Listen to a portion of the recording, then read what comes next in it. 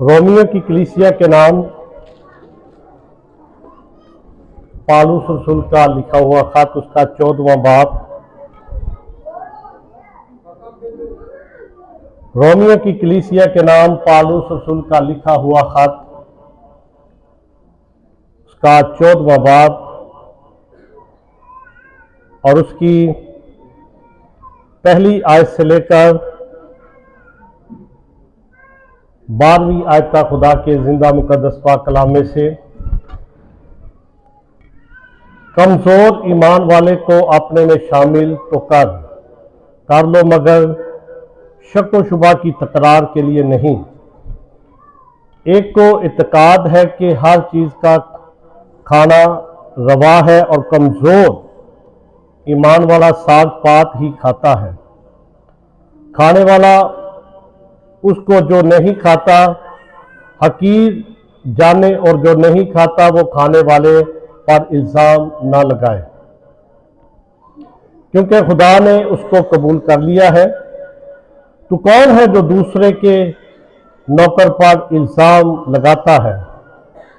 उसका कायम रहना या गिर पड़ना उसके मालिक ही के मुतालिक है, बल्कि वो कायम भी कर दिया जाएगा, क्योंकि खुदावन उसे कायम करने पर कादिर है। कोई तो एक दिन को दूसरे से अफसल जानता है और कोई सब दिनों को बराबर जानता है। हर एक अपने दिल में पूरा इत्तेकाद रखे। जो किसी दिन को मानता है वो खुदावन के लिए मानता है, और जो खाता है वो खुदावन के वास्ते खाता है, क्योंकि वो खुदा का शुक्र करता है। और जो नहीं खाता वो भी खुदावन के वास्ते नहीं खाता और खुदा का शुक्र करता है। क्योंकि हम में से ना कोई अपने वास्ते जीता है, ना कोई अपने वास्ते मरता है। अगर हम जीते हैं तो खुदावन के वास्ते जीते हैं, और अगर मरते हैं तो खुदावन के वास्ते मरते हैं। बस हम जिए या मरे खुदावंद ही के हैं, क्योंकि मसीह इसलिए मुआ और जिंदा हुआ कि मुर्दों और जिंदों दोनों का खुदावंद हो। मगर तू अपने भाई पर किस लिए इल्जाम लगाता है?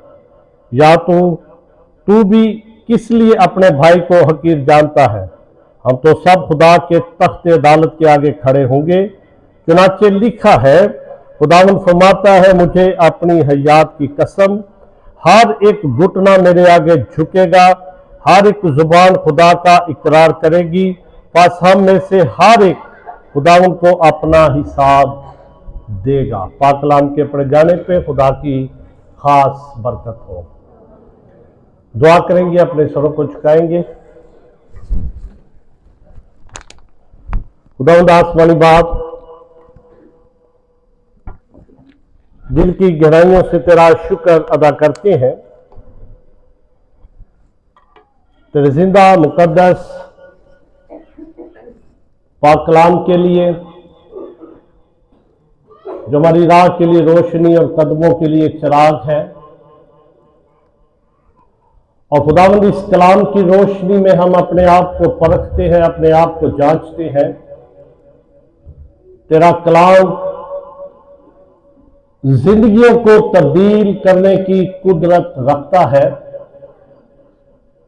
आसमानी बाप, तेरा शुक्र करते हैं कि ये कलाम तूने अपने नबियों से, अपने रसूलों से, अपने बंदों से कलमबंद करवाया और हमारे हाथों में दिया कि हम इसे पढ़कर, सुनकर, समझकर अपनी जिंदगियों को तब्दील करें। मेहरबान आसमानी बाप, तेरा खादिम तेरी हजूरी में है। खुदावंद, इस ईद के मौका पर जो कलाम पढ़ा गया है उसे बयान करने में तू मेरी बड़ी रहनुमाई कर। तेरे लोग तेरे कलाम की बातों को सीखे, इस पर अमल करें।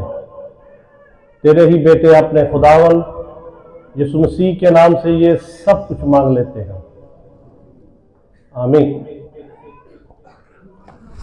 इस दुनिया के अंदर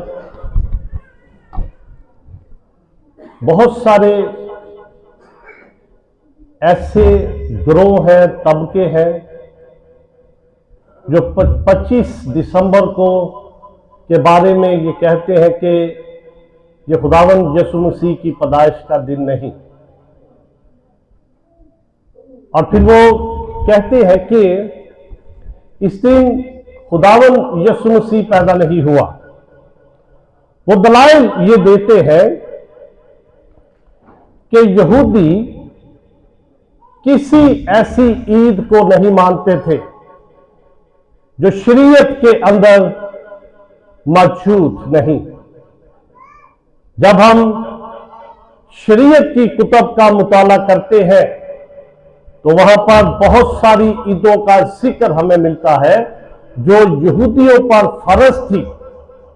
क्योंकि ये ईद खुदावन के कलाम के अंदर, शरीयत के अंदर मौजूद नहीं, इसलिए इस ईद को मनाना नहीं चाहिए। और वो लोग जो इस पे तनकीद करते हैं, वो लोग जो इसे साबित करने की कोशिश करते हैं कि ये ईद मनाना रवा नहीं, और इब्लीस इस दुनिया के अंदर कसरत के साथ काम करता है। शरीयत के अंदर कुछ ऐसी ईदें मौजूद नहीं जिनको यहूदियों ने मनाया और साल हर साल उन ईदों को मनाते रहे। सबसे पहले नंबर पर जब हम आस्तर की किताब का मुताला करते हैं तो हम सब जानते हैं, जो खुदा के कलाम को पढ़ते हैं, खुदा के कलाम की बातों को समझते हैं, कि किस तरह जब अब तक शिस्ता बादशाह और उसका बेटा अक्सीरस बरसरे इक़्तिदार आया तो उसकी मलका, जिसका नाम वश्ती मलका था, जब वो ज़ियाफत के लिए बैठा हुआ था तो उसने अपनी बीवी को, अपनी मलका को यह हुक्म जारी किया कि वो उस ज़ियाफत में आए। और तारीख बयान करती है कि मलका ने इनकार इसलिए किया कि वो बरहना उसके दोस्तों के सामने नहीं आना चाहती थी। फिर एक नई मलका का चुनाव किया गया और वो मलका आस्तर मलका थी, जिसको इस ओहदे पर फायज किया गया। और खुदा के कलाम के अंदर हम पढ़ते हैं कि वहां पर एक शख्स था जिसका नाम हमान था, और ये यहूदियों से नफरत करता था। और मर्द की, जो आस्तर का चाचा था, जिसने इस काम के लिए उसको उस ओहदे पर फायज करवाया था, वो उसको सजदा नहीं करता था। हुक्म जारी किया गया कि तमाम यहूदियों को कत्ल कर दिया जाए, और बादशाह की तरफ से भी यह हुक्म जारी कर दिया गया। और आस्तर को पैगाम दिया गया कि तू बादशाह के साथ जाके बात कर, और इसी वक्त के लिए तू यहां पर रखी गई है। अगर तू ये काम नहीं करेगी तो खुदा किसी और तरफ से ये काम कर देगा। और खुदा का कलाम बयान करता है कि पूरी कौम ने रोजा रखा, और रोजे का हासिल ये हुआ कि यहूदियों का कत्ले आम मनसूख हो गया। और खुदा का कलाम बयान करता है कि किस्लित के महीना में, जो नवंबर दिसंबर का महीना था, और उसकी 25 तारीख को उन्हें कहा जी यहूदियों का कत्लेआम किया जाएगा। अगर आप आस्तर की किताब के आखिरी अबवाब का मुताला करेंगे, वहां पर आपको ये जिक्र मिलेगा, एक सूली बनाई गई जिस पर मर्द की को लटकाना था, और लिखा है कि उसी सूली पर हमान और उसके बेटे को 25 दिसंबर को लटकाया गया और पूर डाला गया, कुरा निकाला गया, और इस ईद को नाम दिया गया ईद पुरीम। और ये यहूदी हर साल इस याद में मनाते थे। इसका जिक्र हमें शरीयत के अंदर नहीं मिलता, लेकिन क्योंकि खुदा ने यहूदियों की नस्ल को महफूज किया और ईद पुरीम को मनाया जाने लगा। फिर एक और ईद का हम जिक्र कलाम मुकद्दस में पढ़ते हैं, लेकिन शरीयत के अंदर उस ईद का जिक्र नहीं है और इसे ईद तजदीद कहते हैं, इसे चरागों की ईद कहते हैं। और इसका बयान हम रोमन कैथोलिक उर्दू तर्जमे में पहला दूसरा मकाबीन के अंदर पढ़ते हैं।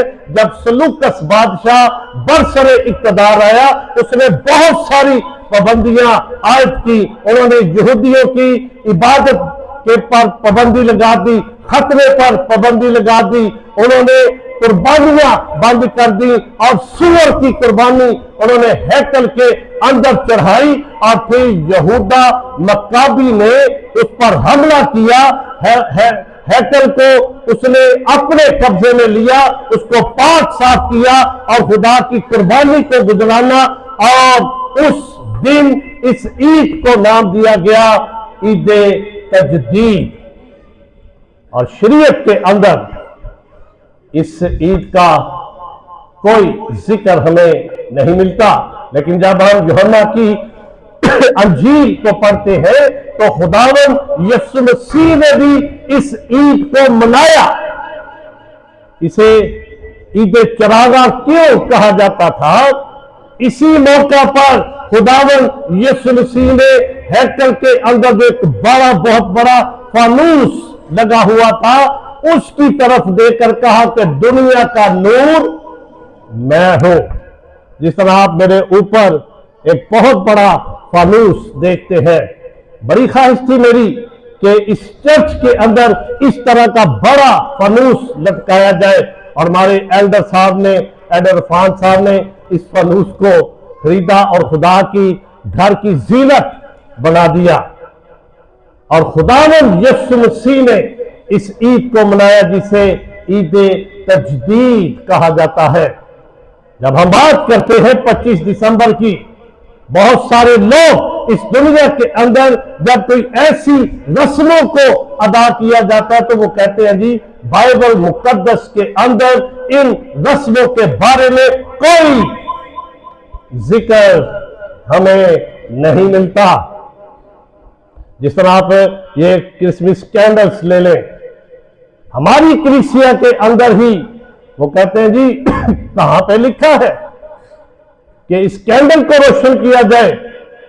और खुदा के जिंदा मुकद्दस पाक कलाम के अंदर बयान किया गया है कि सुबह शाम चिराग रोशन किए जाते थे, खुदा के घर के अंदर रोशनी की जाती थी। और जो हवाला मैंने आपकी खिदमत में पढ़ा है, अगर कोई तो एक दिन तो दूसरे से अफजल जानता है और कोई सब दिनों को बराबर जानता है। हर एक अपने दिल में पूरा एतकाद रखे, जो किसी दिन को मानता है वो खुदावन के लिए मानता है। जब कोई दिन हम ठहरा लेते हैं अच्छे काम के लिए, इबादत के लिए, तो खुदा का जिंदा मुकद्दस पाक कलाम इस बात को प्रूफ करता है। जिस तरह 25 दिसंबर है, इस 25 दिसंबर लिखा तो नहीं कि खुदा यीशु मसीह की पैदाइश है, इसे सेलिब्रेट करें। जिस तरह दूसरी शरीयत के अंदर ईदों का जिक्र है, जिस तरह ईद पौरीम का जिक्र है, जिस तरह ईद तजदीद का जिक्र है, जिस तरह ईद फसा का जिक्र है, जिस तरह ईद फतीर का जिक्र है, जिस तरह हफ्तों की ईद का जिक्र है, लेकिन बाइबल मुकद्दस के अंदर कहीं पर भी यह दर्ज नहीं कि 25 दिसंबर को मनाया जाए।